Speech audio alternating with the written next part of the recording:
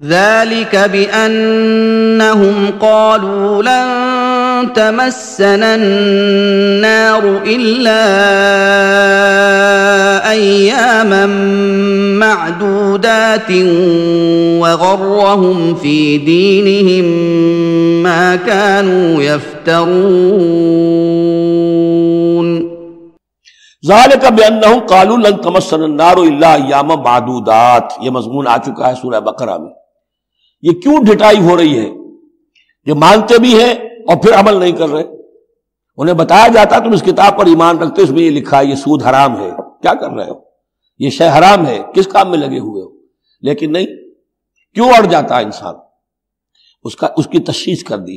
ذالک بأنہم قالوا، یہ اس وجہ سے ہے کہ انہوں نے یہ عقیدہ گھڑ لیا ہے کہ لن تمسنا النار الا ایاما معدودات، ہمیں تو چھو ہی نہیں سکتی آگ جہنم کی مگر گنتی کے چند دن۔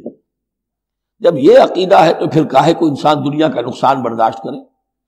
بابر میں عیش کوش کے عالم دوبارہ نیست، حلال سے حرام سے جائز سے ناجائز سے جو بھی عیش حاصل کیا جا سکتا کرنا چاہیے، بخش تو دیا ہی جانا ہے۔ یہ عقیدہ ہے کہ جو در حقیقت ایمان بالآخرت کی نفی کر دیتا ہے۔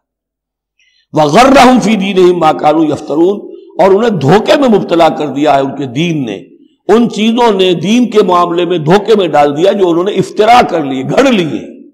اللہ نے تو کوئی ضمانت نہیں دی تھی، نہ لاؤ تورات لاؤ انجیل لاؤ، کہیں ضمانت نہیں ہے۔